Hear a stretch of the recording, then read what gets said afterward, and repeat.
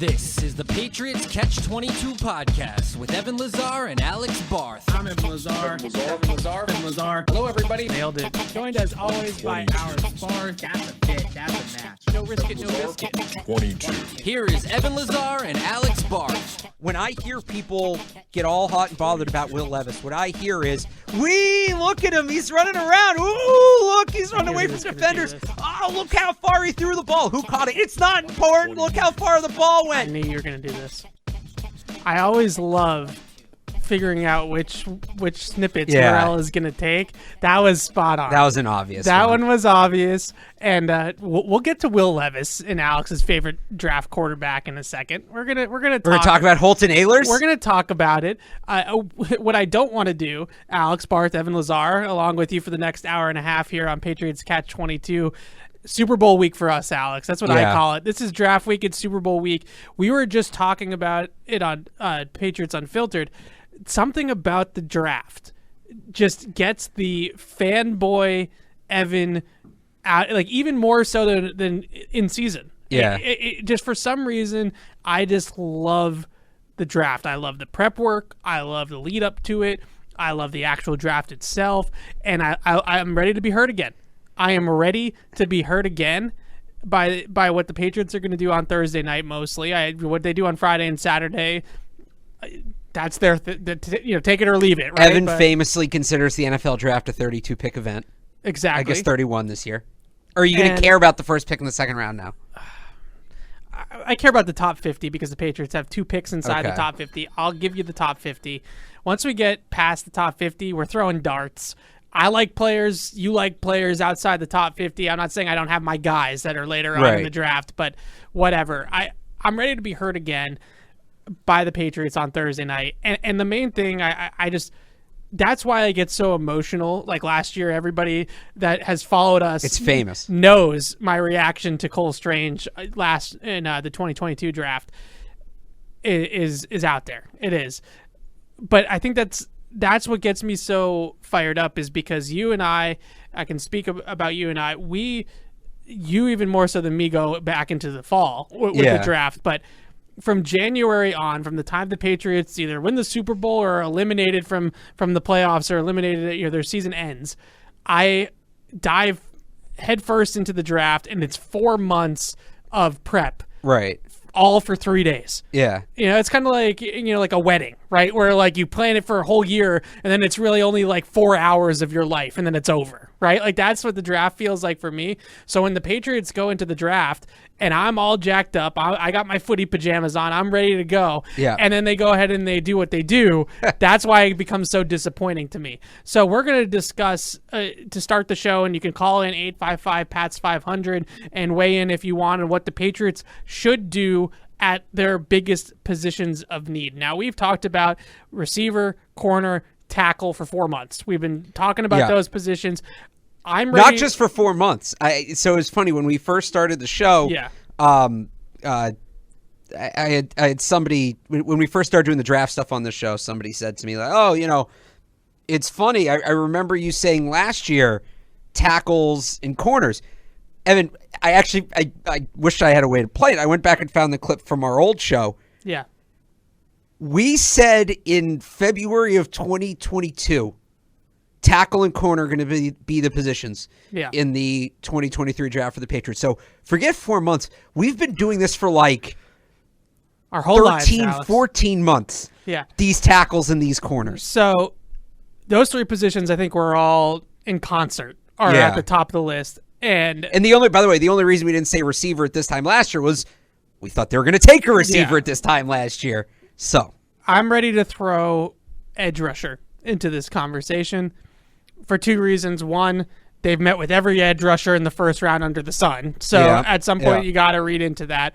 And second of all, it's a great class, and they do have, you can talk yourself into that being a need that will span multiple seasons for them, right? Yeah. With Josh Uche's contract year, Judon being 31 years old.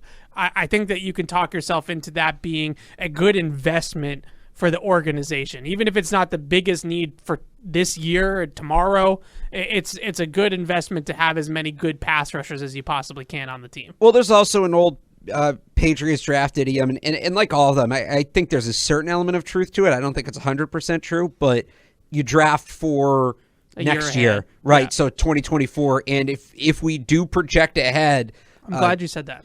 Edge tackle's still probably the biggest need because all of these guys are on one-year contracts, but so are Josh Uche, so is Anthony Jennings. You're going to have Matthew Judon in a contract year. You're going to have Teacher Quais in a contract year. They're all up or about to be up. So I think if we project ahead, it's all tackle and edge. Yeah, and I'm glad you said that because I think that this is the biggest. If I had to write up the biggest indictment on the Patriots draft strategy of late, is that they have been prisoners of their own moment over the last, let's call it 3 or 4 drafts, where they have either created holes or have viewed holes on their roster that they have then picked at the top of the draft for the upcoming season. Yeah. They used to be excellent at being a year ahead of everything. So I don't disagree. They could also be a year ahead of everything because their roster was so complete. That's fair. I don't think that philosophy works when you. But it all. It's a domino effect, right? Because if you stay a year ahead, then when those holes come up on the roster, you're already a year ahead. When Richard Seymour starts to age out, you already have the next guy. When Matt Light starts to age out, maybe a better comparison, you already have Nate Solder. That is true. And look, I think it goes in lockstep with the year too early versus year too late philosophy of free agency and re-signing players. But the reality, and maybe you can overcome 1 year, but that's a great philosophy to have when you know your roster is going to be stocked at key positions from year to year. When you have the drafts they did 2017 to 2019, and that is the year that they only had the 4 picks, and it's Antonio Garcia and Derek Rivers. Right. I'm going to go through the top 100 picks here. Isaiah Wynn, Sony Michel, Duke Dawson, N'Keal Harry, Juwan Williams, Chase Winovich. Those were and Damian Harris. Yeah. Those were all of their top 100 picks in a 3-year span. You don't have that luxury of drafting a year ahead because guess what? If the N'Keal Harry pick hits, we're not talking about receivers in need right now. If the Juwan Williams pick hits and the Duke Dawson pick hits, we're not talking about corners as a need right now. So I think at a certain point you have to throw that approach out the window. And by the way, it's not a coincidence that, I think it's funny a year after a draft. People say, oh, it's a great class, or oh, it's not. People notice I cut off in 2019 there, even though you can, in some arguments, include that 2020 class that has Devin Asiasi and Dalton Keene, right? But the reality is you don't see the true impact of a draft class for 3 or 4 years down the road. I'm going to run through those top 100 picks again, but I'm just going to give the positions. But first, Evan, remind us, what are the positions we're looking at? Corner, receiver, tackle, edge. Okay, here are those picks. Edge, tackle, running back, corner, receiver, corner, edge, running back. They just missed on the positions that we are now talking heavily about. Right. That is why the draft a year ahead thing, I think, rightfully has gone out the window the last couple of years because they're still going back and trying to make up for the picks that they didn't hit the last couple of years. Fair point. I think the biggest thing that I come away with this, and this is why I wanted to set this up. Look, we've known that Aaron Rodgers was going to go to the Jets for a couple months now. Yeah, I hate the people reacting to that right now. I'm not being super reactionary to that necessarily, but I think I look at where the state of the Patriots roster, and I actually felt this way about the Jets even before Aaron Rodgers got there, that they have a better roster right now than you on paper. Yeah, they were a quarterback away. Right. The state of the Patriots roster right now tells me that as long as they're picking a player from one of those 4 positions that we've been naming consistently, I'm good with it because they just need top end of the roster talent. They need elite players. They need blue chip players. They need high end starters, all pro caliber guys, like whatever. High floor players, guys who are going to be that now. They need elite blue chip talent. So you got to throw in this draft. To me, this is BPA. This is a best player available draft. Okay, hang on. Within the caveats of the 4 positions. Okay. All right. Because I am not. This is not a draft that they can afford to reach on somebody just because they feel like that's the biggest need on the board for them. Which is what they did last year. They can't afford to do that again. That is correct. The caveat, that's an important caveat you give, though, and I think it's not best player available. It's best player for the team. Best player available at 4 different premium positions. I'm casting a pretty wide net for them. But the point is, like, look, let's be honest here. Who's the best player on the board going to be at 14? Best football player available. It's going to be Bijan. It could be. I think Bijan might go 10 to the Eagles, but that's besides the point. Wow, that would be something. Did they have? You know, I hadn't thought of it. I don't entirely disagree with you. Actually, they're one of those teams that can just do it. Right? They can do whatever. Yeah. I kind of figured I think they're going to go in a different direction. Whatever. Yeah. I think Jalen Carter is there. Eff it. We have all the margin for error in the world. I agree. If he's there, then it would probably be. So you have Carter going higher than 10 then. The Seahawks. Okay. Yeah. Okay. So you don't like Tyree Wilson. Okay. Yep. I think Bijan's going to be I think Tyree Wilson's going number 2. I would just. Yeah. I mean, he's better. Will Anderson's better. Yeah. I don't care how much you like Tyree. Okay. We're in agreement on that. To everybody saying the Patriots should take. We agreed finally. Can you believe that? There we go. There's the clip for next week. Put on a blindfold, take the best player available for the Patriots. I really think it's going to be Bijan Robinson. So no, we're not putting on a blindfold. No, but I'm saying if for those who have the take of close your eyes, who's the best player, who has the highest Madden rating, go. It's Bijan. That's not exactly what this is. Is that I want the player, use your analogy, with the highest Madden rating at one of those 4 positions. What I don't want to do, what I absolutely do not want to do, is I don't want to pass on, let's just use this as an example, I don't want to pass on Tyree Wilson to draft Darnell Wright just because they feel like tackle is a bigger need than edge. Because I personally feel like this team right now just needs the blue chip, right? It just needs the talent. It doesn't necessarily need to be at a position that they absolutely desperately need on the depth chart. They need to be at that talent level. I feel like this draft, more than any other draft that I've ever covered, and we've talked about this and gone back and forth about this a lot,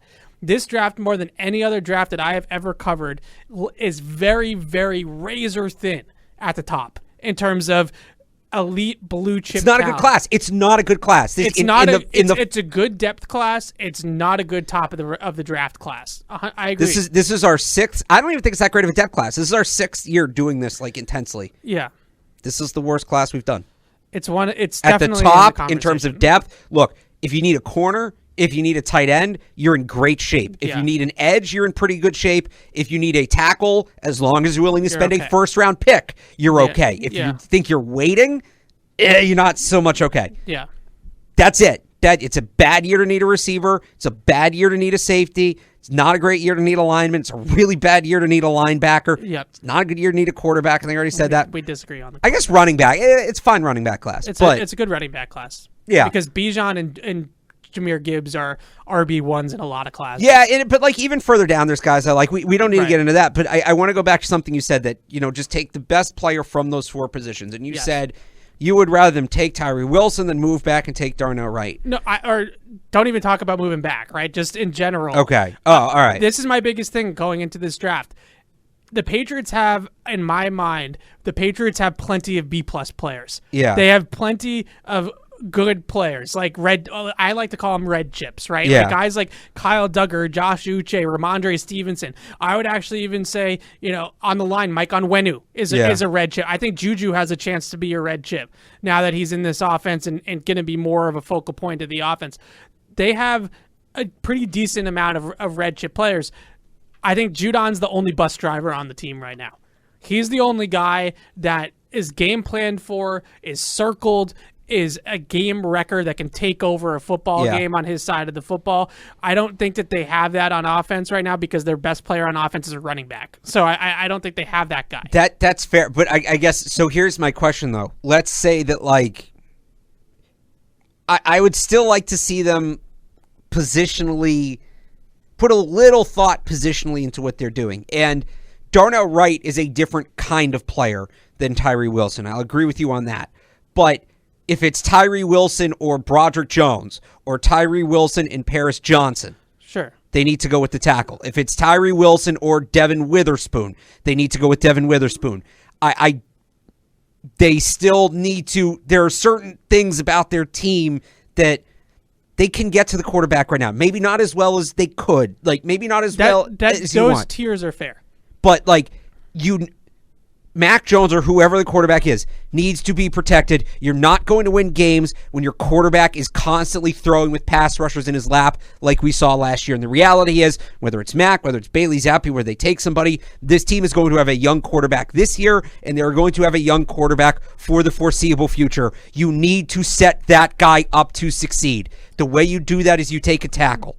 Right? The way that they do that is you take a tackle, because they're not going to take the receiver. Well, you know my take on the 14th overall pick and helping the quarterback is you traded for Jerry Jeudy. But my point being, if you can't cover the best receiver in your division right now, you can't do it. You've struggled to do it for years. You need to get somebody who has a shot at doing that. You're doing it in the first round of 14. Look, if all the blue chip corners and tackles are gone, and the one blue chip receiver is gone as JSN, right? Then yeah, I'd rather have Tyree Wilson than you just start early on the second tier.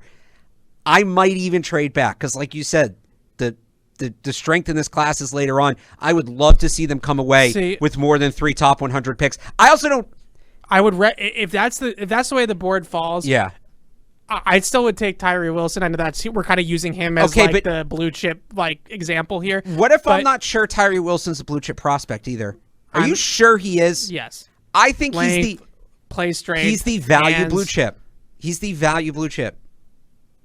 I think he's a blue chip. I think he's right on the fringe there. You just don't get a lot of guys that are that long and that athletic. Like, you're talking about a guy with a ridiculous wingspan and power, but also can stand up or put his hand in the dirt and be versatile. I think that he's one of those guys. But regardless of all of that, my point is mainly the tiers, right? That you were sort of getting at. That if we're starting to talk about, would I rather a tier 2 tackle or a tier 1 edge? In tier 1, for the Patriots right now, I'm taking the tier 1 edge. But I'm saying you need to leave room to go positionally within tier 1. Sure. An edge should be the 4th position of that first tier. Absolutely. And that segues into, I think, maybe where we differ, besides Will Levis, I think maybe where we differed the most on this entire class is the wide receiver position. And I don't want to put words in your mouth, but we've talked about it off the air. And I think you hate this wide receiver class. I'm just going to say it. It's okay. No, I mean, there's some fun players in it. There's some fun players in it, but I think it's getting a lot of benefit of the doubt. All right, when there's a comedy show, right? And it's multiple comedians. They talk about first comedian warming the crowd up, right? And the next guy does. So when comedians do shows, they want to go last because the audience has been laughing the whole time, right? Maybe. And they're just ready to laugh at anything. It's how comedians see it. Sorry, Seinfeld's a great background show. I always have it on during draft prep because I've seen it a million times. Is this a shtick that he does? They talk about this philosophy in comedy. Okay. The idea being the crowd is so warmed up for wide receivers because we had maybe 2019 in the moment wasn't a great class, but people remember it for what those players have been, not necessarily what they were. But then in 2020, we talked about you had 5 receivers go in the first round, and we talked about what a great class that was. And then in 2021, you had 6, a record, go in the first round. And then last year, you had another 5. People are so ready to just assume if I see a receiver in the NFL draft projected to go in the top 100, he's going to be a superstar. I think people are just in that mindset. I don't know how I keep doing mocks where I have the Patriots taking receivers kind of late. And people say, why aren't you just taking the playmaking wide receiver at 46, the game-breaking wide receiver at 46? Who are you talking about? That guy doesn't exist in this draft. So I think that we disagree slightly on that point. You think that, all right, your guy, Evan, your buddy, Justin Jefferson, went 21st overall. Sure did. Are you getting Justin Jefferson 21st overall in this draft? No. Last year, for instance, right? Sky Moore, Alec Pierce, George Pickens, guys the Patriots wanted. Those guys are first-round picks this year. It doesn't work that way. It's not the same class. There's a tweet from... So I think that this is what I disagree with just a little bit, okay? And I disagree with people that I respect. Yeah. Opinion on this. So maybe I'm on an island on it, and I'm willing to be on an island. The thing that I see with this wide receiver class is not necessarily the the Justin Jeffersons being in the 20s or CeeDee Lamb, I think went like 18 or 19 to the Cowboys that year. I get that this receiver class is not on that level of depth and on that level of talent in the first round. The problem that I have is that over the last couple of years when we've been really doing this professionally, we've had people tell me that Jahan Dotson is a first-round pick. He went to the Commanders last year, I think, at like 19. Yes, right. That's right, yeah. We tell me Rashad Bateman to Right. Baltimore. Hollywood Brown, when he was picked by Baltimore. Good pick by everybody in 2019. Those are that tier of receiver. Yeah. Dotson, Bateman, Hollywood. Those guys, to me, I think Zay Flowers and Jackson Smith and Jigba are right there with them. Right there with them. And that's why I don't understand. But those, you just said you don't think those players are first-round picks. They are, but they were drafted in the first round. Do I have a first true? I don't really do my rankings by like round. I don't really do it that way. But if I translated it, would I have a first round grade on Zay Flowers? No, I wouldn't have a first round grade on Zay Flowers. Just JSN. It's the only first round receiver. But I would probably only have about 15 first round grades. Okay, but the point is, so there's a whole other half of the round that we still have to pick for. Right. No, but that's not the point. It pushes when you have guys at the top, right? When you cannot tell me that Jahan Dotson was worthy of that pick last year, and then tell me that Zay Flowers isn't worthy of first round pick. They're definitely equal talents. It's not even that. Look, I would rather, and it's going to surprise you to hear this, I would rather take Zay Flowers in the first round than any of these projected day 2 wide receivers outside of Marvin Mims on day 2. Okay. I would, because here's what happens. This draft doesn't have, I just happen to have the 2021 draft up here. Jamar Chase, Jalen Waddle, Devonta Smith. That group's not there. Correct. So, and I think you're mistaking maybe my hatred for the wide receiver class is how it's being talked about, because I actually think the league's going to see it sort of how I describe it here. You don't have that class, but so many people are just or you don't have that tier of this class. So many people are just under the assumption that that's how the NFL works, that the top receivers in the class are that level of player. So now you have JSN, Zay Flowers, Quentin Johnson, people viewing them like Jamar Chase, Jalen Waddle, Devontae Smith. I understand what you're saying. And so then what happens? But that's not what I'm saying.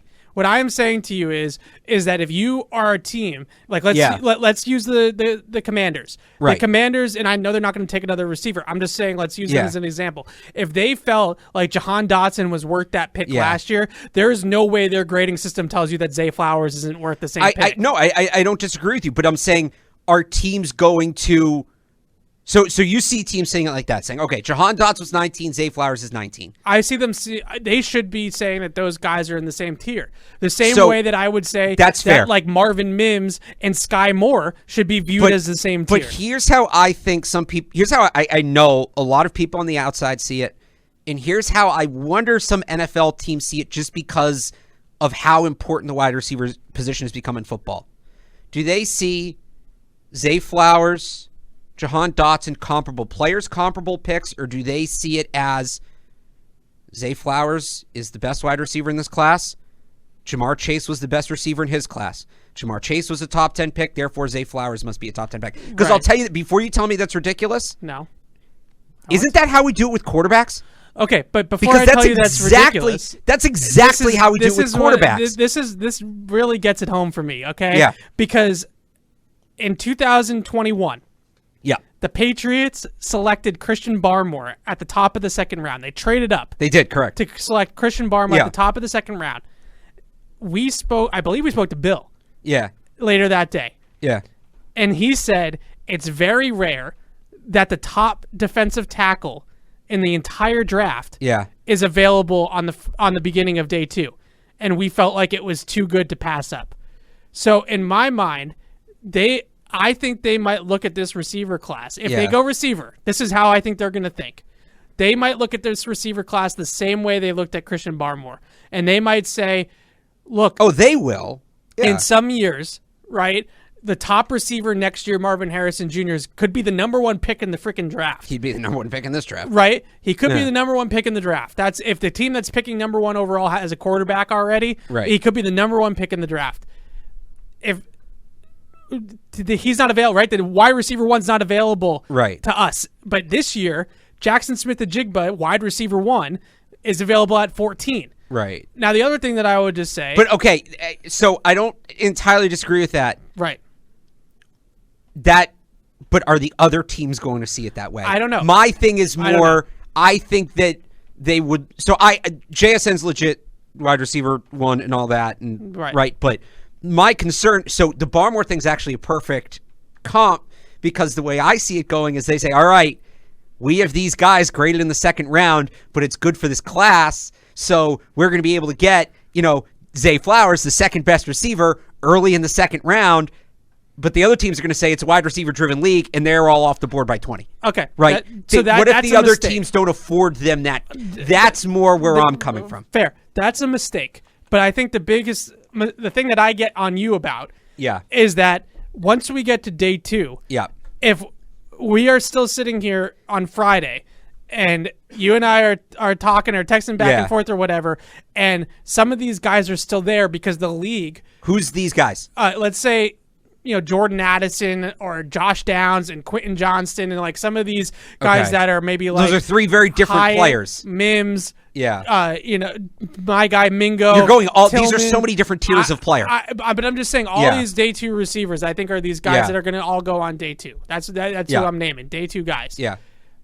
If all of these guys are there, then they are getting drafted properly. They're getting drafted where they should get drafted, right? Yeah. Like, and I look at it and I say... Not all of them. Not all of them. I look at it and I say that I think... Let's take Marvin Mims because we both like Marvin Mims. Yes. Marvin Mims, to me, is in an equal tier to Tyquan, to Sky Moore. I think he's better than those guys. To Alec Pierce. Like to all the guys that went on. He's better than those guys. So then why are we not taking him on day 2 of the draft? Why are we waiting to the 6th round? I've said Marvin Mims at 46. That is my day 2 wide receiver pick that I can live with. All of these guys, to me, whether it's... Because the my only guy issue is that I don't like is Hyatt, right? So that's my point. Is everybody else I'm on board with on day 2. But when people do that with Jalen Hyatt, when people do that with Jonathan Mingo, when people do that we disagree on Mingo. Okay, fine. I tried to pick a fight. I shouldn't have brought that one up. Let me reset. When people do that with Jalen Hyatt, when people do that with Tyler Scott, when people do that with Tank Dell, when people do with A.T. Perry,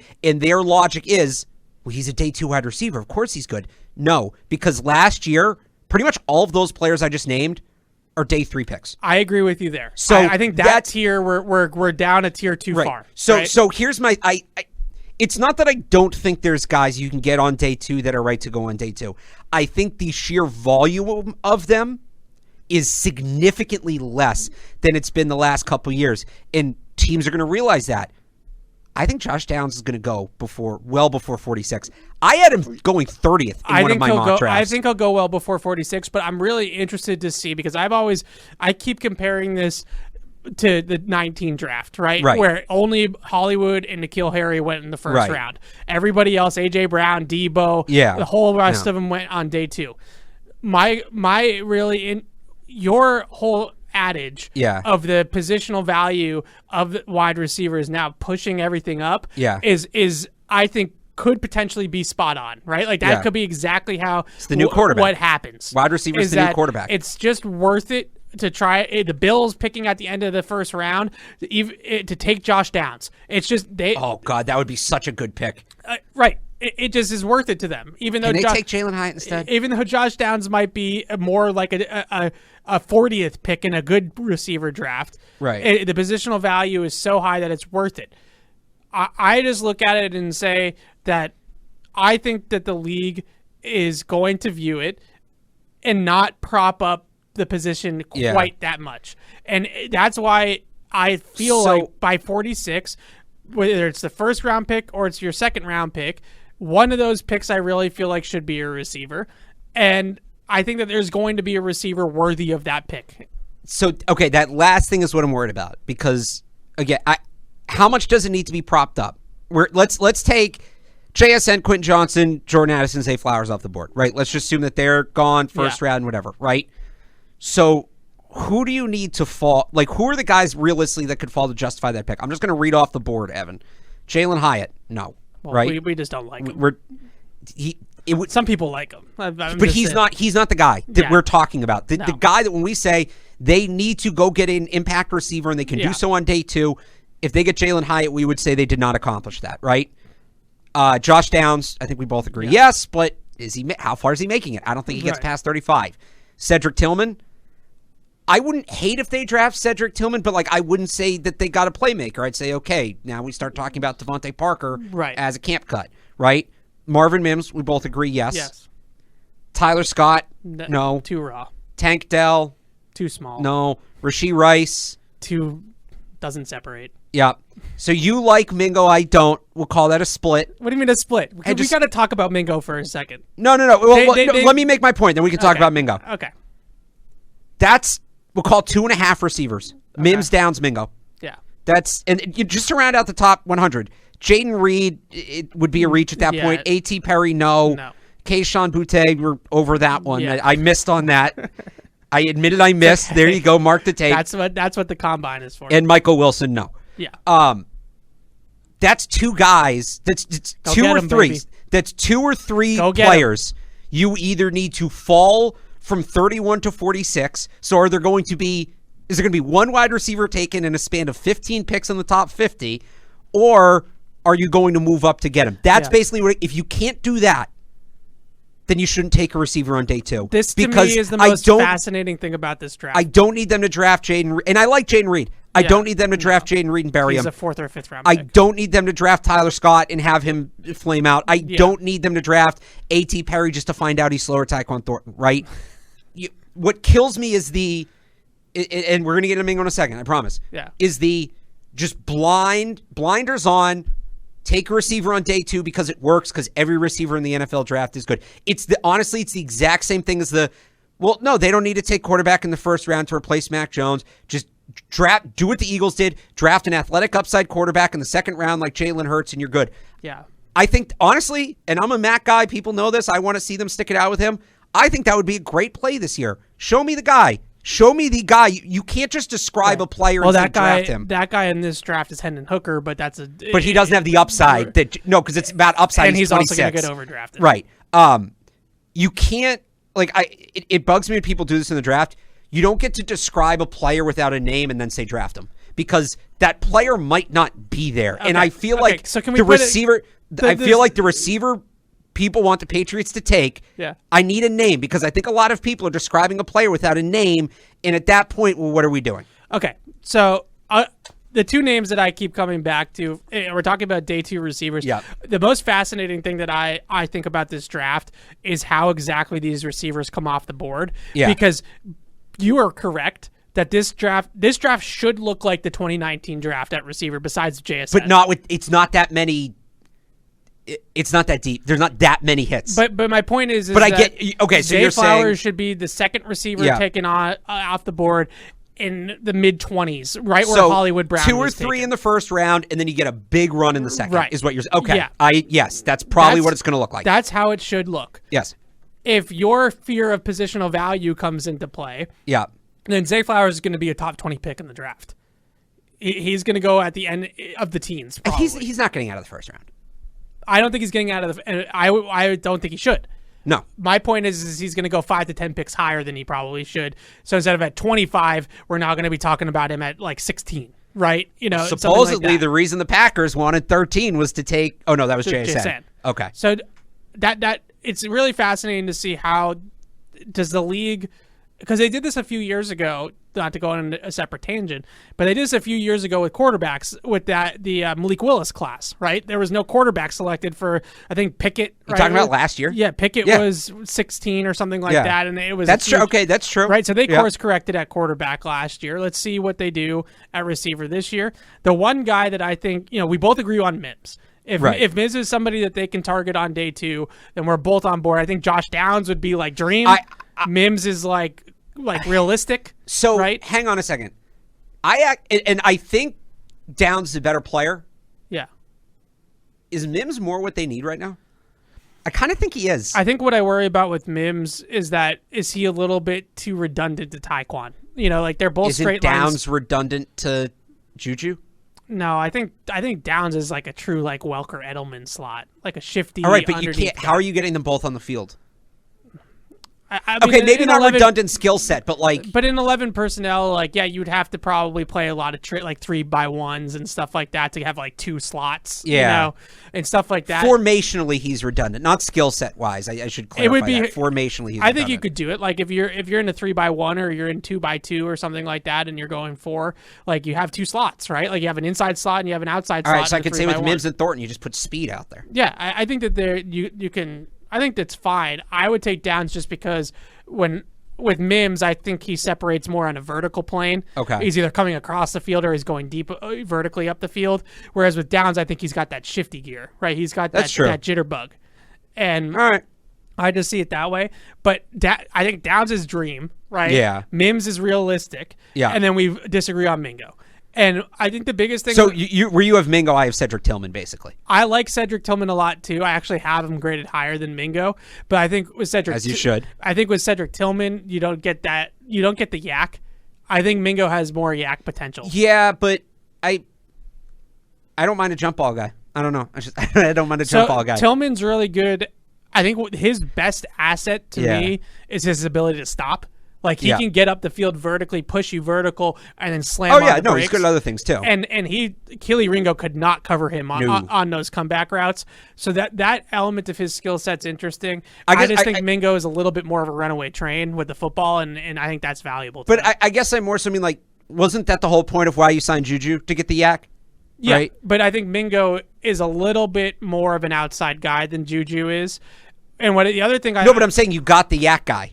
Yeah, but everybody can be a yak guy. I mean, you look at San Francisco; you got 16. Okay, so guys. why do you need? All right, whatever. Because I think we're arguing two different things. But because I think the yak guy, I think that's how their offense is gonna function, right? Yeah, but I'd like Welker to have... was a yak guy, and so was Gronk. Like you have to have both. Yeah, those but guys. I'd like right. So they got the yak guy. I'd like to see them get a guy that can go up and get the football and win against bigger physical corners. So. Their offense for a couple years has been all physical separators. Yeah. No yak, right? Yeah. And that wasn't great. I don't know that shifting to all yak is the answer either. I think you want a diversified skill set. So you have a yak guy, and then you go out and get a guy like Cedric Tillman who can win, physically. I like having guys that can do different things. Mingo's 220 pounds. I think he can win phically too. That's not my concern with Mingo. We'll get into my concern. My take on what they think about their receivers right now is I truly believe that they feel like Tyquan's going to be the separator. That Tyquan under Bill O'Brien is going to I don't think Tyquan's an X, right? I don't think you want to just put Tyquan on the boundary, have him go one-on-one and beat press coverage the whole time. I think that they're going to have Bill O'Brien use Tyquan this year a little bit like he used Jamison Williams and like Devontae Smith before that in the Alabama Jamison Williams role specifically, because Devontae Smith was a little more slot driven and stuff like that. What they did with Jamison Williams is, to me, the role. Right. Move him around a little bit, bring him in motion, have him run routes from stacks or trips alignment to try to get him away from physicality, right? Just get him away from contact and just turn it into a game of tag, coming across the field, going up the field, and allow Mac, which I think is probably Mac's best throw, is those touch deep balls, right? That he throws a pretty deep ball. It's not. I'm not talking about the velocity throws. I'm not talking about fitting it to a window 25 yards down the field. I'm talking about the rainbows, right? Let him drop it in the bucket. I think he makes that throw really well. Slot verticals. Yeah, verticals from the slot. Motion plays, over routes, things like that. I think that's his best throw in his bag. So I think that's what they're going to try to get out of Tyquan, which means that if Tyquan's playing more like a Z or a flanker role where he's moving around, and then Juju is kind of that F slot receiver that's just sitting in the slot, you need an X. And I think they feel like they have one for the time being with Devontae Parker, but Devontae Parker doesn't have a long-term future in New England. Right. So whether it's Mingo, it's Tillman, I think those are the two guys that I feel comfortable with on day 2. Yeah. And it's not a deep X class. I don't think a lot of X's are going to go off the board very quickly but they might look at it and say, look, there's a million shifty slot receivers in this draft. There's only 4 or 5 X guys, and we're going to just grab one of the 4 or 5 X guys. I know I'm and then we'll get the slot guy later, Demario Douglas. I'm talking a little bit out of both sides of my mouth because I've been anti-Quentin Johnson, but I've been anti-Quentin Johnson because I don't want them to take Quentin Johnson at 14. Right. We're talking about them taking a receiver at 46. If you get Quentin Johnson in the second round, right? Yeah, I mean he's better than he's better than Tillman. Yeah. So he's better than both these guys. But he's going to go in the first round because some team's going to see the size. So my issue on Mingo, by the way, because we never got to it, my issue on Mingo, maybe this is dumb, I just see it as a red flag.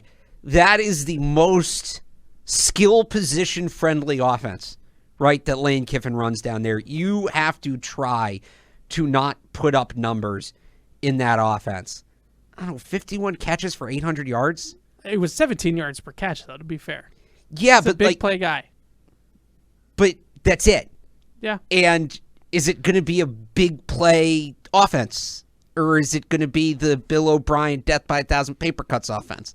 I think ideally, I think it's going to be similar to. I think it's going to be a little bit of both, because I think it's more of like a hybrid between the death by 1,000 paper cuts and the Alabama offense, right? I think that's where they're ideally going with this.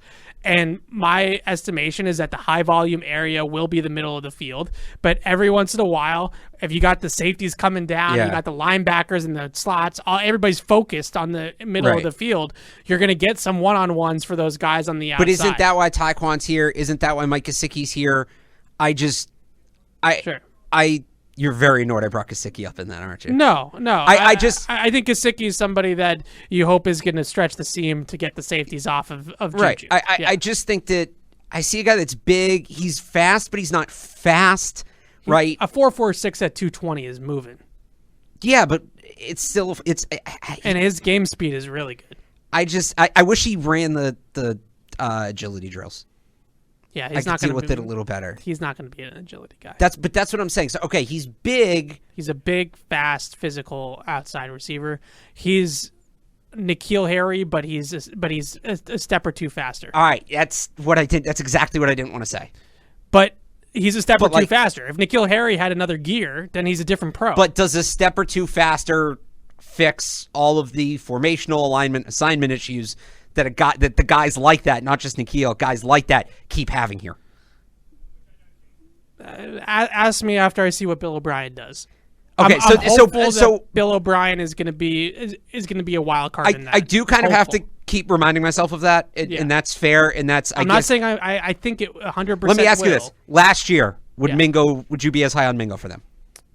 I don't know. I liked Alec Pierce, and I think that Alec Pierce was a little bit better of a ball winner down the field. Yeah. Like he was a little bit more of that Devontae Parker contested catch guy than Mingo is.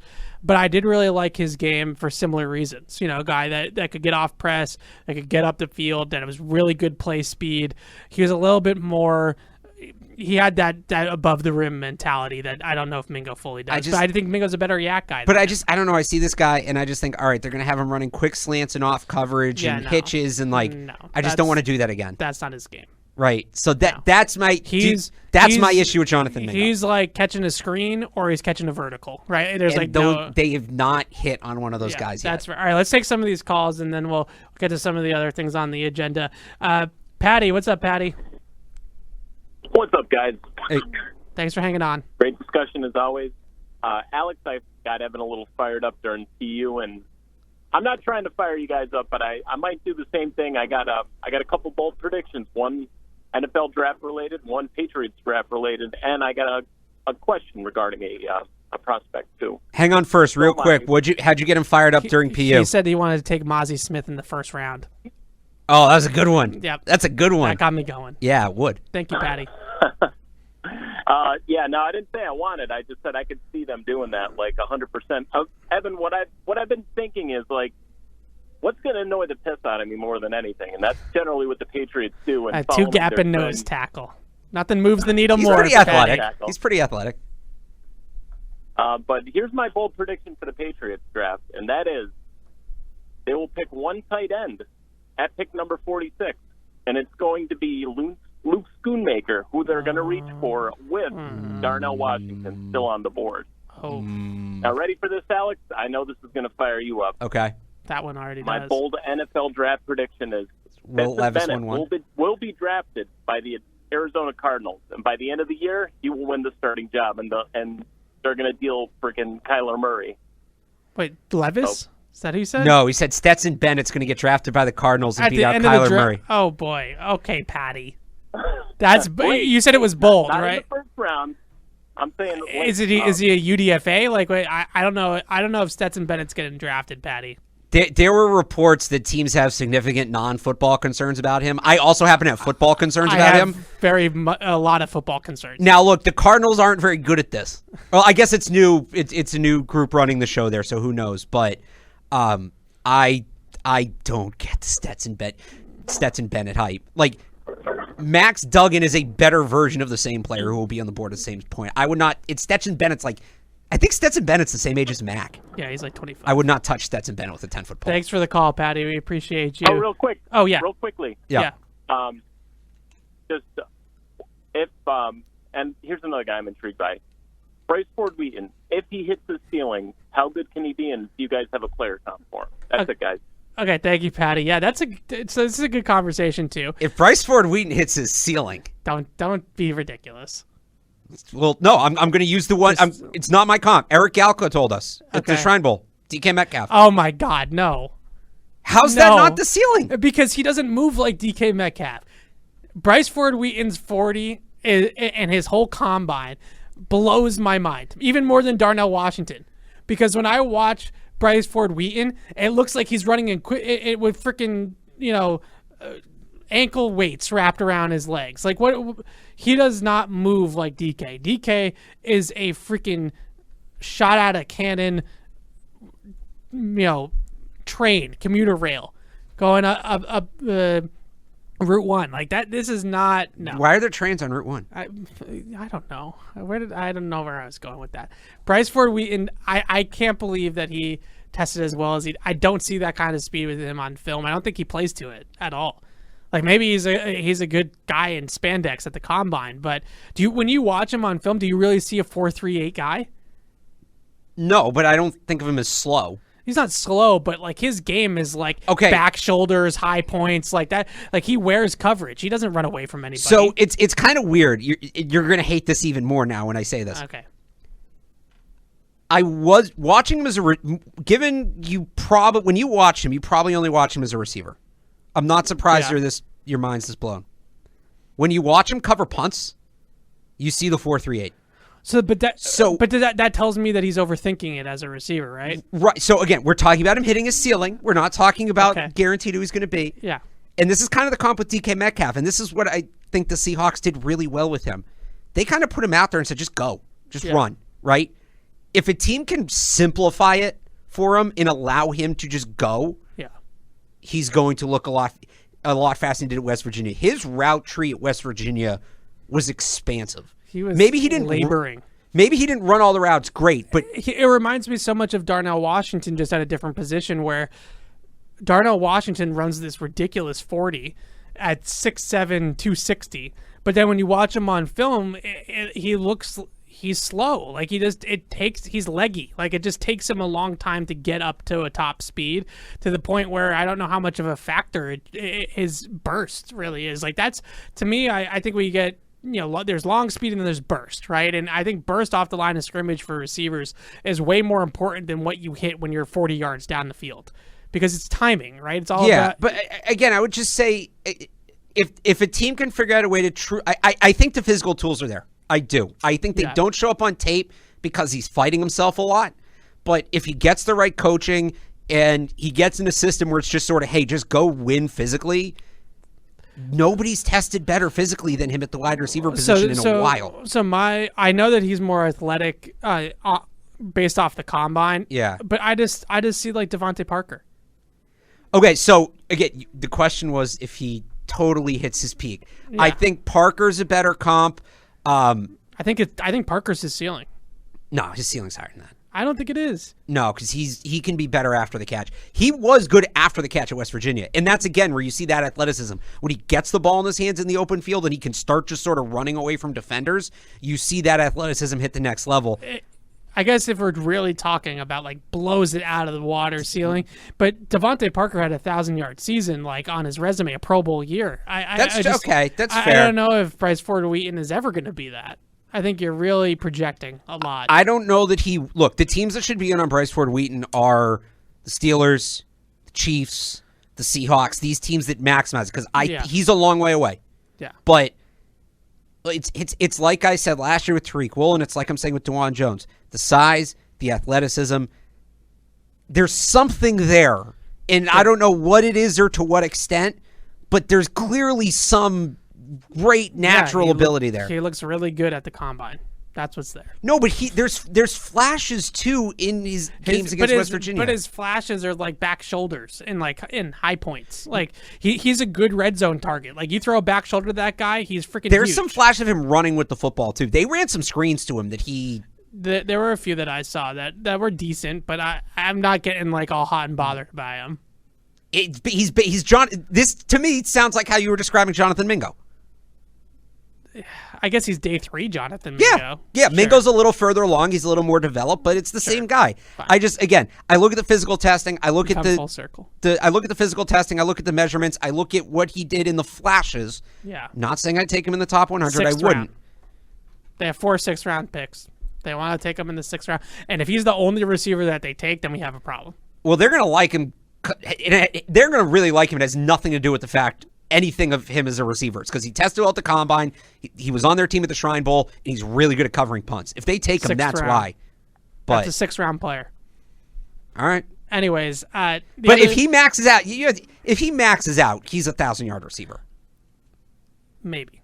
If he maxes out, if a team finds the role and coaches him up, if he gets the Pittsburgh Steelers treatment, like the A+ receiver maybe he has development, that one breakout season. He's not going to be a consistent 1,000-yard receiver. It's not like he's going to have 5,000-yard receiving seasons by the time this is up. That usually comes down to like health and stuff like that. I don't know. He can have more than one. The tight end point that Patty made about Schoonmaker over Darnell Washington. I think he's on to something, and I know he's a Michigan guy because he's already mentioned Mozzie Smith and Schoonmaker today. There's a theme here. So he's a Michigan guy. He's on to something, but I think he's got the wrong Big Ten tight end. You like Laporta? I think it was Schrager reported this on NFL Network that he knows teams have Laporta over Washington. I'm not saying every team. I'm saying some teams have Laporta. I would not be shocked if Sam Laporta is taken over Darnell Washington. I can also see them drafting the tight end we don't think they're going to take ahead of tight ends we think they're going to take. I think it's Tucker Kraft. Yeah, I agree with that. Actually, I meant to tweet this out this morning. I think Schoonmaker's on their board for sure. Oh, Schoonmaker's totally on their board. Because he's a Shrine Bowl guy, and he's a really, really good blocker and has some untapped potential as a receiver. His combine matches up to his play speed. Yeah. They just didn't throw him the ball. So I meant to tweet this out this morning. I kind of just like jotted down some gut draft predictions. We can do all of them if you want, but one of them was the tight end they take is not going to be one of the guys we've been talking about. We've been talking about. I think we talked enough about Tucker Kraft to say that we talked about him. He wouldn't be in that group. I'm thinking like Will Mallory, the kid from Penn State, Strange. I think his last name is actually Brenton Strange. Yeah. No, I was thinking more like Davis Allen from Clemson. Yeah. I watched all these guys recently just to like round out the tight ends. Yeah. And they're going to reach on kid from Oklahoma is interesting. I do like him for that. Like 6th or 7th round. Yes. Because he's undersized. But here's the thing. So those guys you just said, right? Mallory, Allen, these are like 5th, 6th round guys. Yeah. They're going to take one of those guys at the end of the 4th round instead of the guys we've been talking about. That was one of my gut Mallory is interesting. Well, because he had the best combine. Yeah. And they love the combine now. And that speed... He's not a route runner. Like, he's not somebody that's going to break you down at the top of the route and get open. But they use him a lot on, like, shallows and, like, crossing routes at different levels and things like that. And he's got 4.5 speed. Like, you can see that on film, and he's got some ability to pull away. He's an interesting player if they miss out on, like, the wave of tight ends that's going to go on day 2, and they're kind of stuck. Yeah. All right.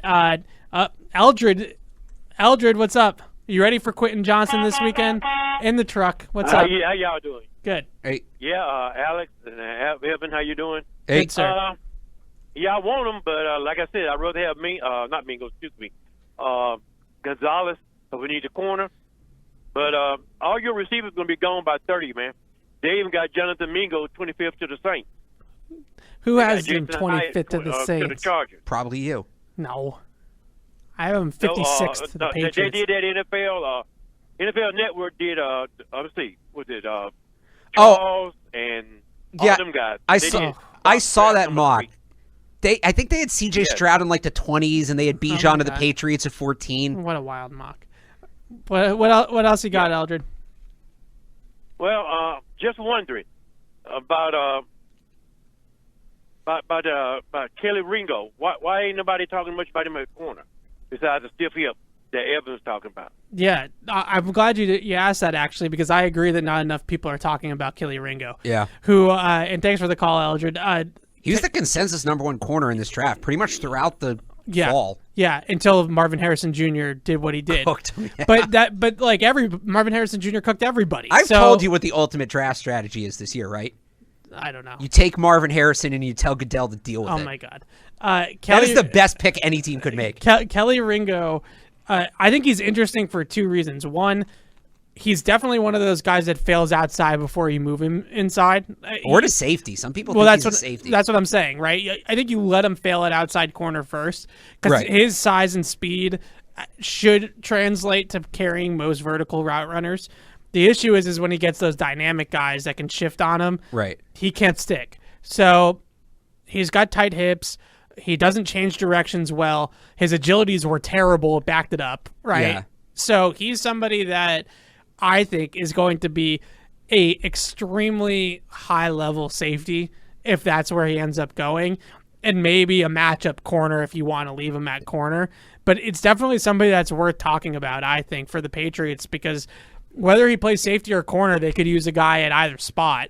And he does bring some size. Maybe he has a Devin McCourty-like career. Yeah. Where his rookie season, they play him at outside corner because that's where they need him the most, and then they move him back once they kind of solidify that spot a little bit more with guys that are better natural fits. I don't think he's like a true center fielder if he moves to safety, but like I could see him being like a Cam Chancellor, like really good lockdown on tight ends, bring some extremely physical play to the middle of the field because he is a jacked up guy in terms of his body and in terms of his frame, and he's a fast guy. So you think about just giving him opportunities to see ball, get ball, and just fire out of a cannon. He's definitely going to be an impact player, I think, somewhere in the NFL. Yeah, I think the other reason he doesn't get talked about a lot, if you ask 5 different people their opinions on him, you're going to get 5 different answers because he's so inconsistent and even Tillman gave him a tough time in that game. Basically, what it comes down to is like if he played the way he did at his best consistently, he'd be the number one corner in this draft. We'd be talking about him as a top 5 pick. But when he's not on his game, the drop off it's not like a little bit. Yeah. It's significant. It completely changes the way you have to play defense. So I think that's the hesitancy with teams. How much of that is just he's young and he's learning? How much of that is his attention span? How much of that is this just who he is? So that's, I think, why he gets less attention, because it's easy to be trigger shy with a guy like that. It's easy it's harder to look at a guy like that and pound the table for a guy like that, because there are plays you can pull up and say, well, what are you pounding the table for this guy? I mean, watching him against Cedric Tillman from Tennessee last year, and watching Tillman just stop on a dime and Kelly Ringo just bye-bye, right? Like just continues up the field and just can't decelerate and change directions. It's some rough film, and Marvin Harrison Jr. basically did the same thing against him. But I think it'd be interesting because I think he's one of those guys that had a lot of first-round buzz coming into the year, still has some first-round buzz now, that might end up being like the Nakobe Dean of this draft, right? That just hangs around and hangs around. Well, Nakobe Dean was because of an injury. Sure, I guess for a different reason, but my point being, if he was on the board at 46 when the Patriots pick on Friday night, I wouldn't be shocked. Like, I wouldn't be totally shocked. He's one of those, it's one of those things, like, if he's there at 46, I almost wouldn't take him, because if he's fallen that far, there's probably a reason. Right, there's a reason. So, if he's the guy that he looks like at his best, he should be gone well before 46. if he's still there, then maybe he's not really the guy he looks like in his best. Catch-22. There you go. He's the stiffness and the agility testing that backed up the stiffness that you see on film is concerning. All right, one more call here, and then we're going to do some draft over-unders. Manuel, what's up? Hey, Manuel, you there? Yeah, I'm right here. Sorry, I was working. Sorry. No problem. Quick question. I think that our pick is going to come down to two Georgia people, and I want to know what would be your pick on this. So, to me, I think we're either going to get Nolan Smith or Broderick Jones right there at 14. And who do you guys think we would rather have right there? To me, I think it might be Nolan. Yeah, two good players. I mean, I don't really think you could go wrong with either. I wouldn't be upset with either guy. This is what we did off the top of the show. Yeah. Right? You got to get the Tier 1 player. They're both Tier 1 players. Yes. But so then you go to position. Tackle is a bigger need than edge. I just think it is. Now, I think they're going to have Nolan Smith ahead of Broderick Jones on their board. I have Nolan Smith ahead of Broderick Jones on mine. I think the one thing that's a little bit misunderstood about Broderick Jones is that this is not a ready-made day one. We are going to play him at left tackle. I think he is. And not touch it. I'm not saying that he can't play as a rookie. I think he will play as a rookie. I'm saying that I don't think that he is this flawless, like we're not going to have to worry about that position for 10 years type of guy. He's somebody that has some developing to do. He only played 19 games at Georgia. His pass sets in particular, his run blocking wise, I'm not concerned about him at all. His pass protection, he gets a little bit off balance, a little bit forward leaner.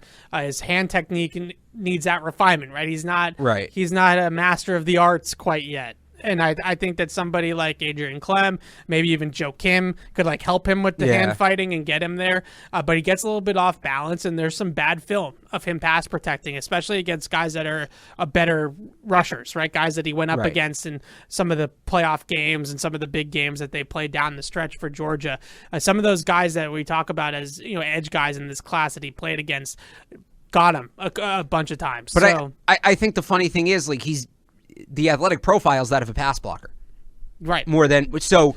I think the upside's there right now. But he looks like he should be a better pass blocker if you just look at the measurables. He will eventually be. The one thing that I think really makes me feel good about him long term, he's got great body control, which means that I think that he can get his balance and his posture correct. Right, and the other he can recover, and he's extremely long. Yeah. So he's got long arms. He carries his weight well. He has all of the physical abilities to be able to develop as a pass protector. He's just not there yet. Blue chip prospect?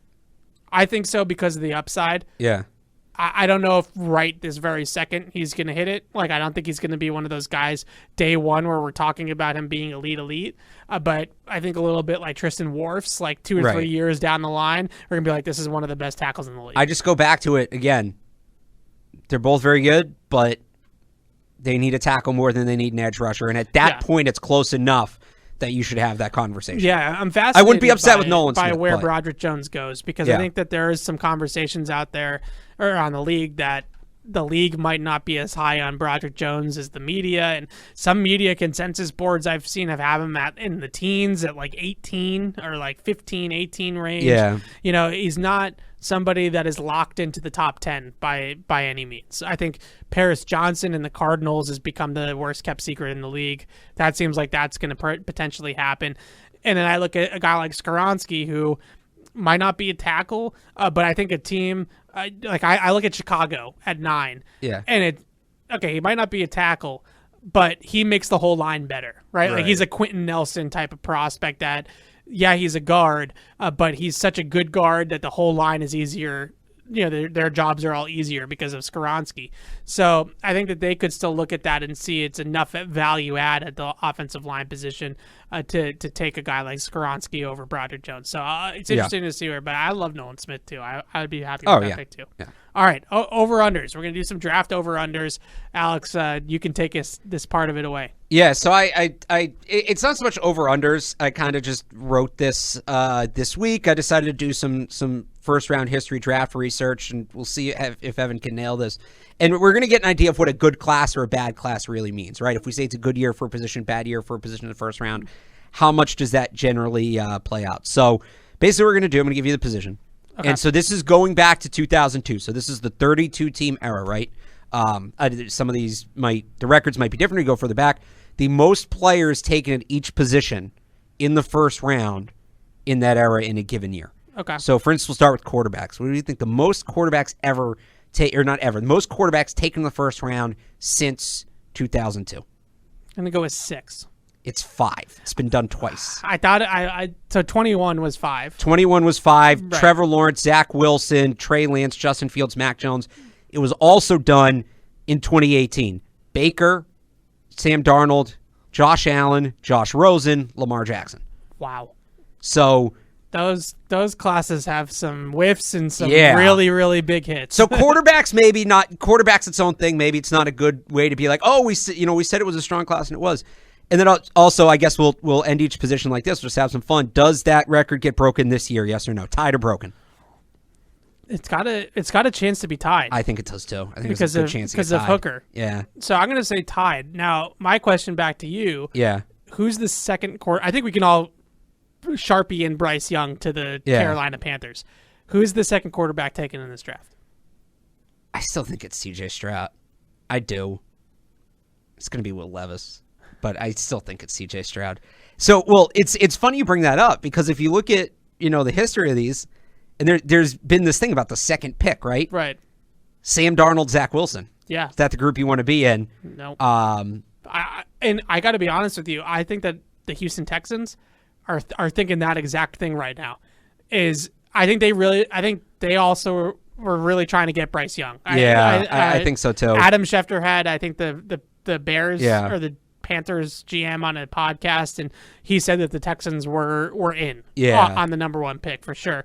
Once they didn't get Bryce Young, I think they looked at it and said, do we want Zach Wilson? Like, not that I guess. I just think like the hottest trend in NFL team building right now is get a young quarterback and then get one of his college receivers to help him make the adjustment. Right. The Texans have that on a platter. They do. Maybe they don't believe in it, but it's almost like just do it. I don't think anybody would fault them if it didn't work. Yeah. Right? Like, we fault the Jets for Zach Wilson because he wasn't the pick. Yeah. We all knew he wasn't the second best quarterback in that draft.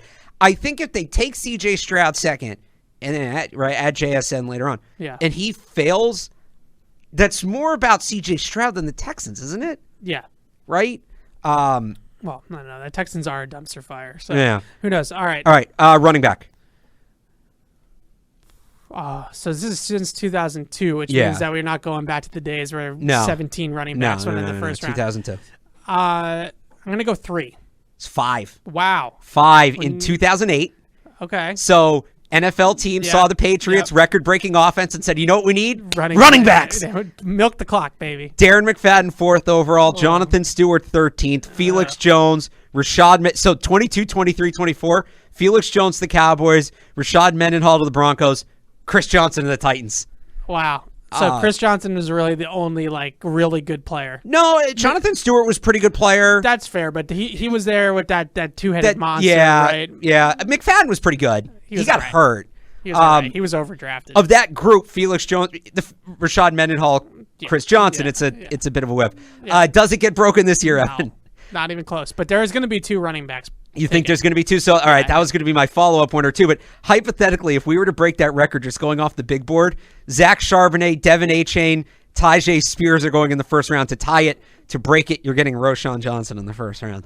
Do you think Jahmyr Gibbs goes ahead of Bijan?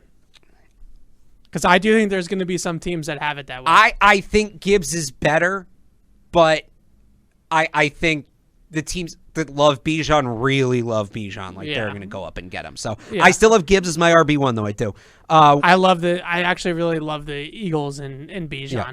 That's just such a premium. We don't actually need it, but we're the Eagles and we have no. But that's what you do when you're in that spot. Right. That's what you do. Sony Michel. That's why I had them taking Josh Downs 30th overall in one of my mock drafts. Same thing. They've been sniffing around JSN. You're kidding me? Devontae Smith, JSN, and AJ Brown. That's a complete group. Yeah. All right, so we talked before about how the last couple years, wide receiver, they're all getting pushed up and up the board. What's the most wide receivers taken in the first round? 6. 7. You want to guess the year? It was recent. I'll give you an over-under, 2015. I'm going to go under. So, since 2015 or before 2015? Since 2015. It was 2004. What? Larry Fitzgerald 3rd. Yeah. Roy Williams 7th. Reggie Williams 9th, the Detroit Lions. Yeah. Lee Evans 13th. Michael Clayton 15th. Michael Jenkins 29th. Rashawn Woods 31st. That is a rough run besides Larry. It starts pretty good. Yeah. So, it's funny because I actually did some research for this. That year, and granted, the draft is covered totally different now than it was then. Yeah. People were all hot and bothered about that class, talking about it being one of the greatest wide receiver class of all time. Yikes. Was it? I don't know. I don't have the second round or whatever in front of me, but that was not the greatest wide receiver no, class of all time. It's not. So 6 has been done like a handful of times, Right. but so the Chase class, that Chase, Waddle, was that 21? Devonta. So I remember off the top of my head, 2020 was 5, 2021 was 6, and then Yeah. last year was 5. So I think 2021, right, was the Chase class. Yeah, it was 6.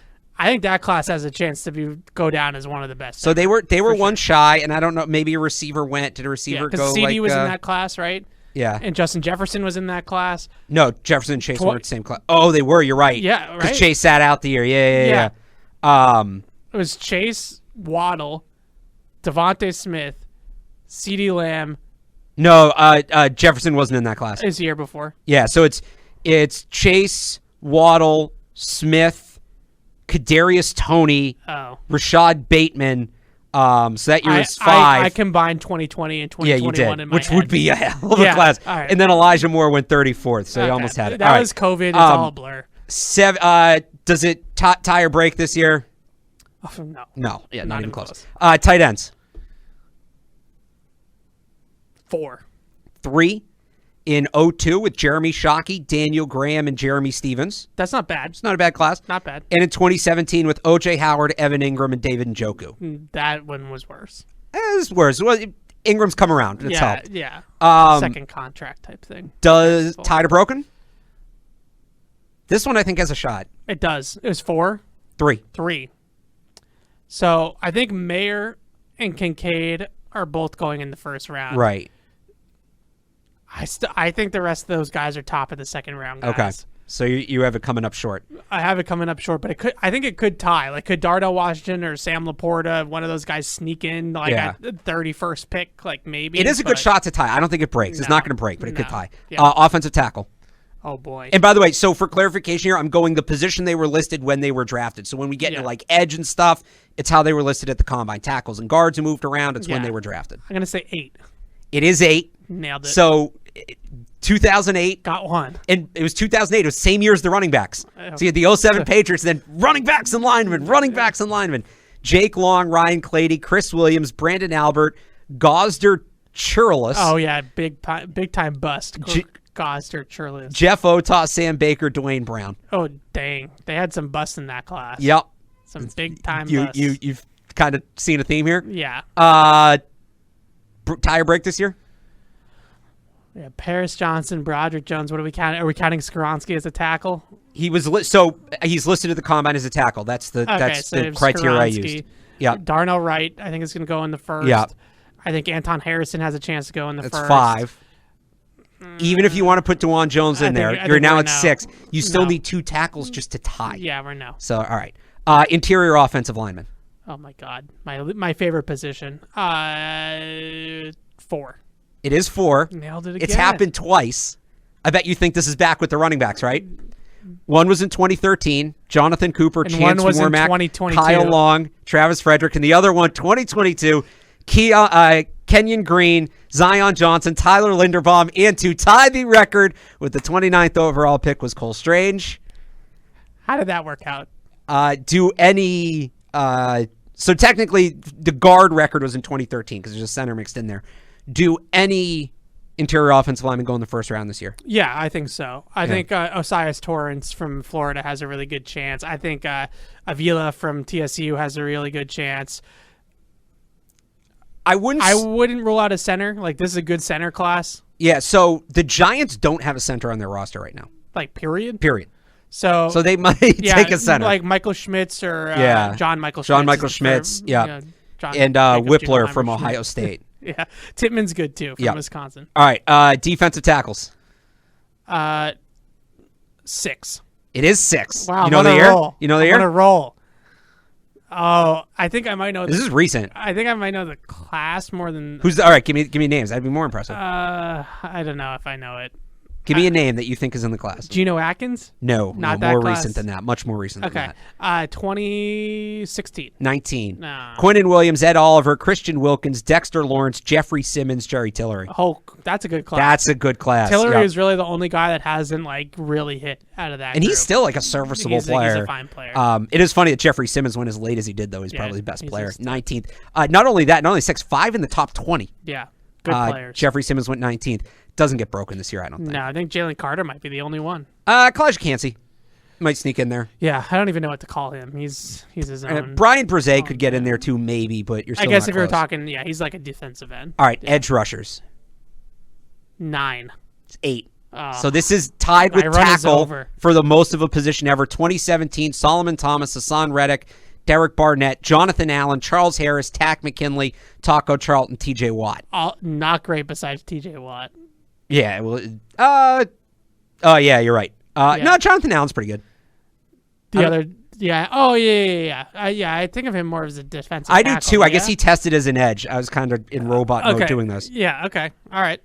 This year, we're going to see 8 edge guys. You keep talking about this edge class, Evan. It's possible. We All got right, so Will Anderson, Tyree Wilson, yeah, Miles Murphy, yeah, Nolan Smith, yeah, Lucas Van Ness. yeah. You got to find 3 more to tie it. Keon White. Keon White, I think, could sneak in. Okay. Uzoma from Kansas State. No. Adibare. Will McDonald. Will McDonald, I think, could get in. All right, so that's 7. So you're 1 short. I don't think Hall or Foskey or any of those guys is gonna. So I'm gonna say one. It's gonna be 1 or 2 short, but it's gonna push it. This is a good edge class. The linebacker one's stupid. I'll just tell you it's 5, but. Like DeMarcus Ware counted as a linebacker. I guess he's an edge a guy, 3-4 right? Outside linebacker, but that's why edge was created. Right, it's imperfect. It was 2005 and 2009, and there's not going to be any in the first round this year. Okay. So here's the really interesting one: cornerbacks.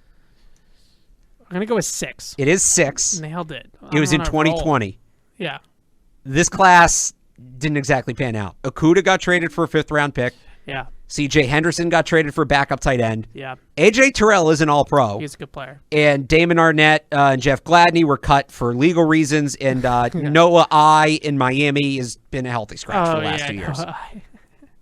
I think Okudah, just in general, Yeah. is a really good lesson that we actually don't know anything about the draft. I think Okudah's more a lesson that the Lions aren't good at player development. I'm interested to see him in Atlanta this year. Yeah, he was in that category of Witherspoon Gonzalez I think he was a category above that. Can't miss, maybe more like a Denzel Ward just from the Ohio State connection. Yeah. Can't miss prospect, and it just fell flat on their faces with that pick. All right, so here we go. This year, because this one I think tight end might tie, quarterback might tie. This one might break. This is 6, you said? 6. Okay. So we've got Gonzalez, Witherspoon, Porter, and Banks. Yeah. Those are the 4 locks to go in the first. The rest of these guys all have a shot to go in the first, but not all of them will. Forbes. Yeah, I think Forbes going in the first. Forbes in the first. It gets us to 5. Keely Ringo. No. Okay. Cam Smith. Yes. That gets us to 6. Clark Phillips. No. DJ Turner. Maybe Pelissero said he's kind of like a sneaky first round with pick. The combine. So basically, the guys we think are locks, then all you need is Clark Phillips, DJ Turner, Keely Ringo to go in the first. So I think Keely Ringo has too many flags with his his stiffness and things like that. Clark Phillips is 5'9". But if a team really wants a slot corner, that'd be like if Marcus Jones went in the first round, but is a Pac-12 player. All right. Yeah. You know what I mean? I'm gonna say ties. Okay. I'm going to say ties. I think it's going to break. I think teams are going to get all hot and bothered about these corners. It's a great class. All right, safety. Whatever it is, it's not breaking this year. 5? It's 4. Yeah. So it was 07, LaRon Landry, Michael Griffin, Reggie Nelson, Brendan Merriweather. And then in 2014. Okay. Listen, I know it didn't necessarily hit, but I loved Brandon Merriweather. Oh, of course. Who did not love Brandon Merriweather? Brandon Merriweather in London is an all-time press conference. And by the way, it'll never be topped. You talk about lowering the boom, him and LaRon Landry. I hope like they were little on the same kids. Senior Bowl team that year. Big Bang Clock. Big Bang Clock, yep. Come on. In 2014, Calvin Pryor, HaHa Clinton Dix, Deion Buchanan, Jimmy Ward. Oh, I thought HaHa Clinton Dix was going to be like an all-pro I did too. stud forever. Yeah. So it doesn't break this year. It's just Brian Branch might be the only one that goes in the top 50. Yeah. Specialists. Oh, my God. 2. It's 0. Didn't Sebastian Janikowski go in the first Like round? 1996. Sorry, it's 2000, but still.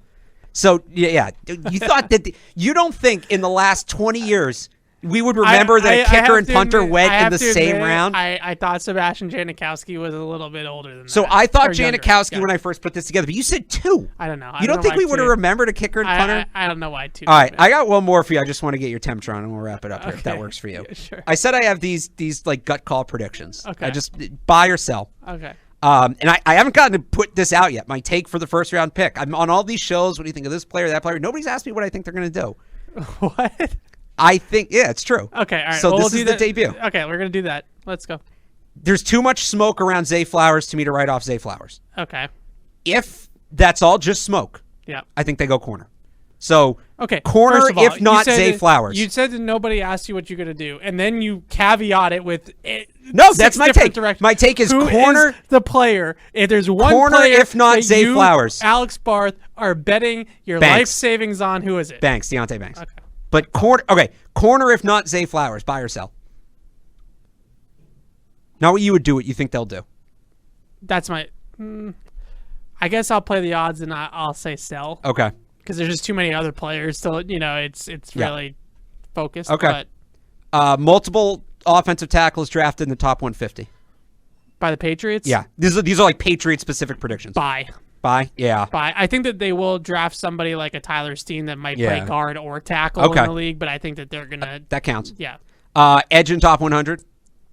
Buy. We've discussed this. Yeah. Buy. 100%. Edge in top 50.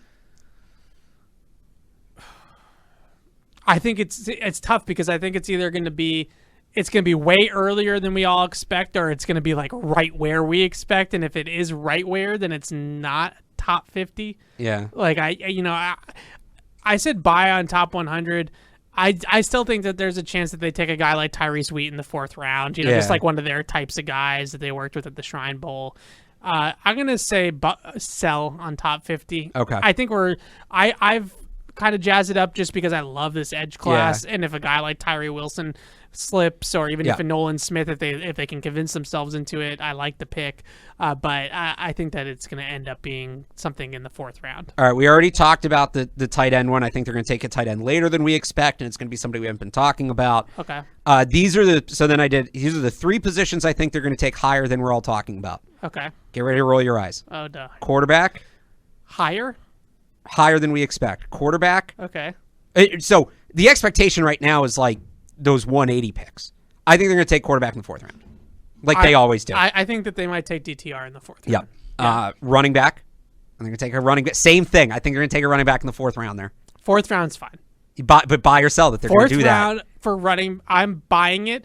But the 4th round for running backs is exactly when you should take a running back. Okay, so let me put it this way. 100%. Like I know they took Damian Harris in the 3rd round, but Damian Harris in the 3rd, Ramondre in the 4th, Pierre Strong in the 4th. Yeah. Perfect. So exactly where they it have should be. 107, 117, 135, and then it jumps to like 181. Yeah. I'm saying by the end of pick 135, they will have taken a running back. Buy or sell. Buy. Defensive lineman, defensive tackle, I think higher than expected. You think higher than expected? Yeah, I think that they go for one of these top tier defensive tackles. I'm going to sell that. Sell that? Okay. Yeah. And then the ones I think lower than expected, offensive tackle. I'm gonna buy that. Okay. I think they could wait till 76. I like that 3rd, 4th round double dip like they did with the corners last year. Safety? Higher? Lower. This is lower. Yeah. Buy Okay.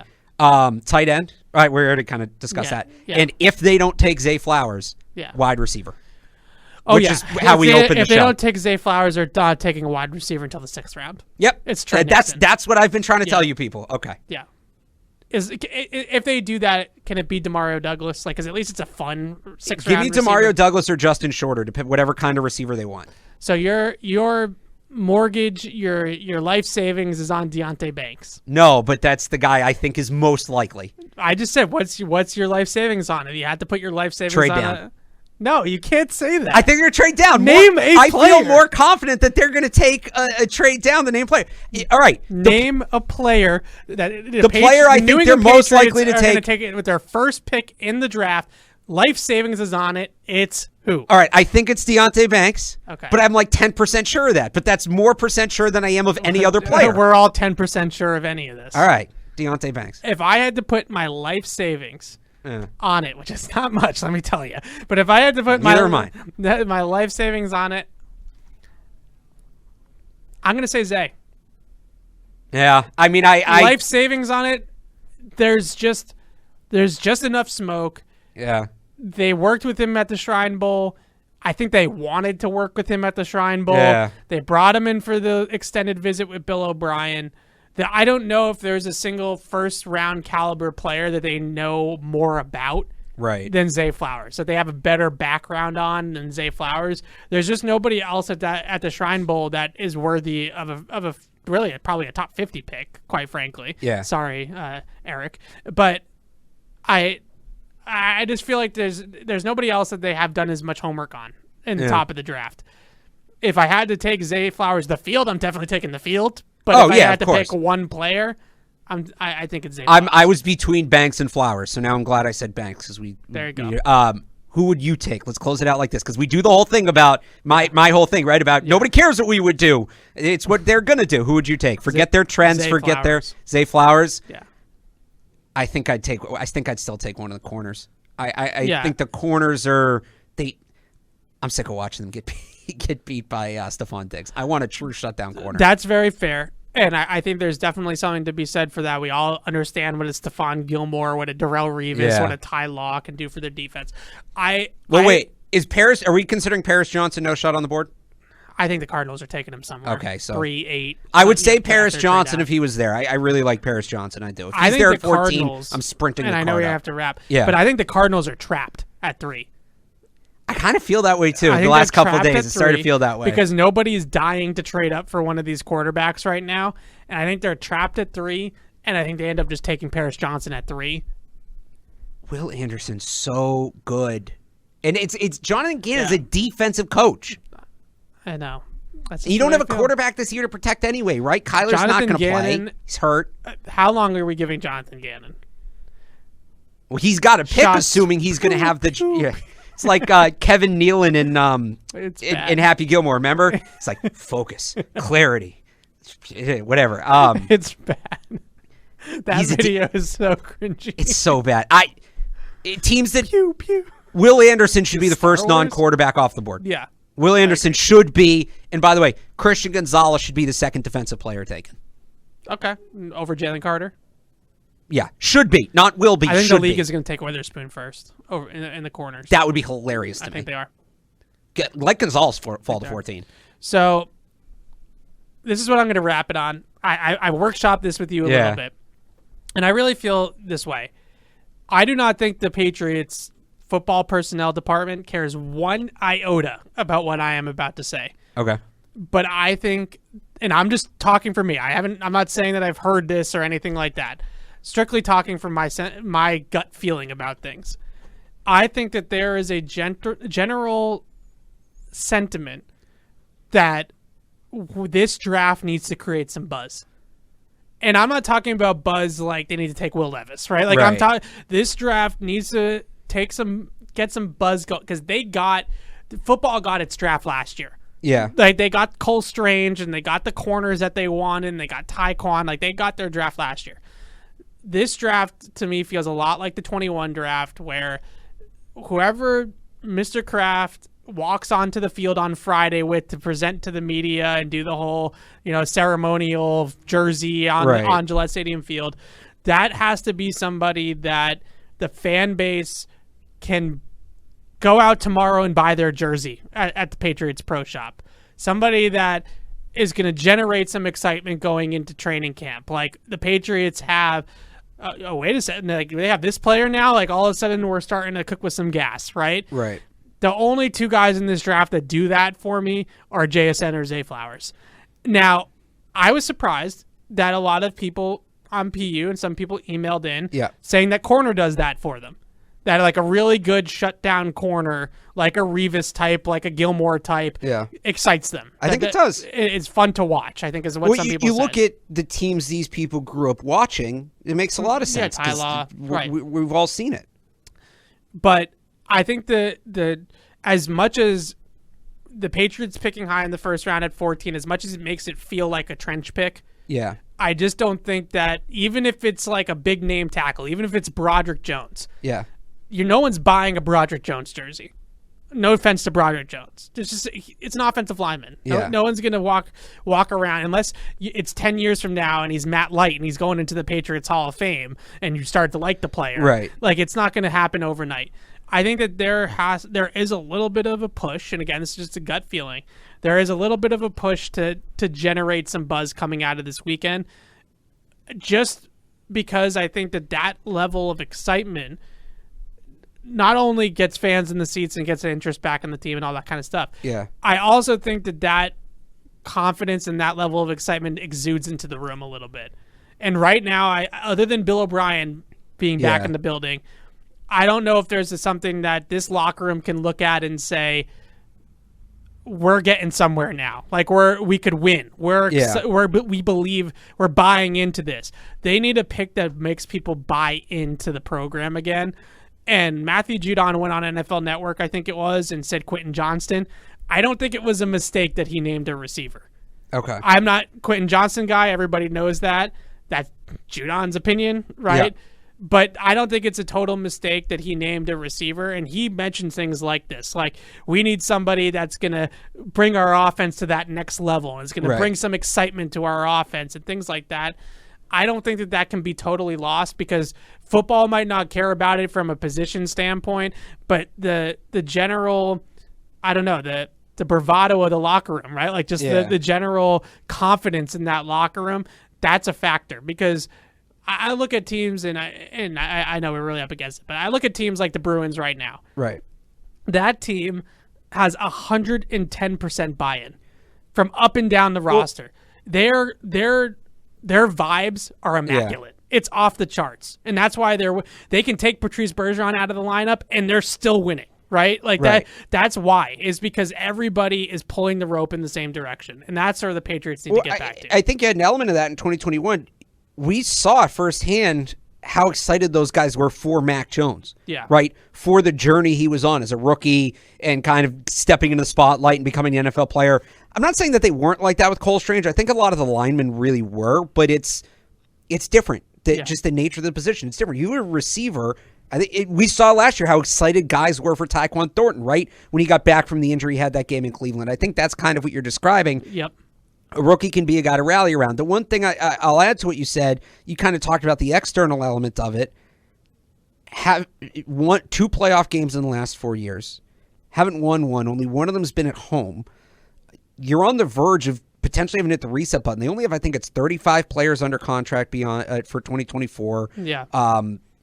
They got a decision looming on Mac. You've got guys, core players, Matthew Judon, Kyle Duggar, Josh Uche, Ramondre Stevenson. Mike Onwenu. Those contracts are coming up.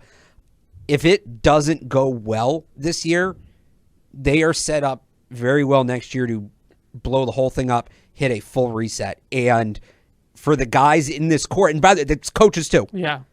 You don't want your group reset on. This is your group. That's your boys. That's who you're with. That's your room.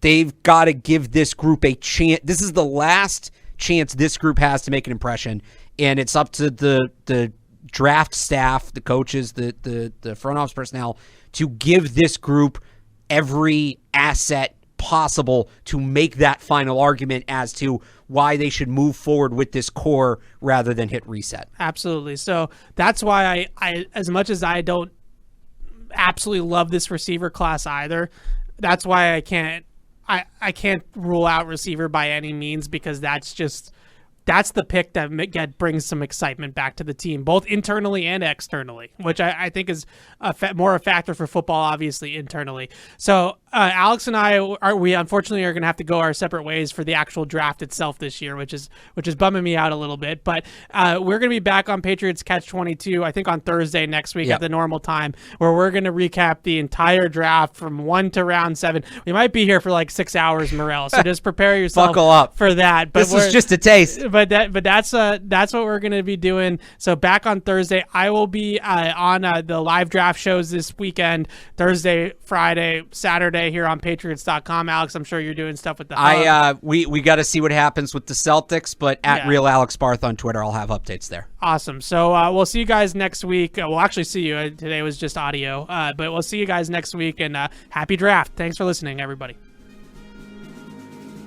Thank you for downloading this podcast. Subscribe on Apple, Google Play, and everywhere else you listen. Like the show? Please rate and review us. Listener comments and ratings help keep us high in the podcast rankings so new listeners can find us. Be sure to check Patriots.com for more news and more podcasts.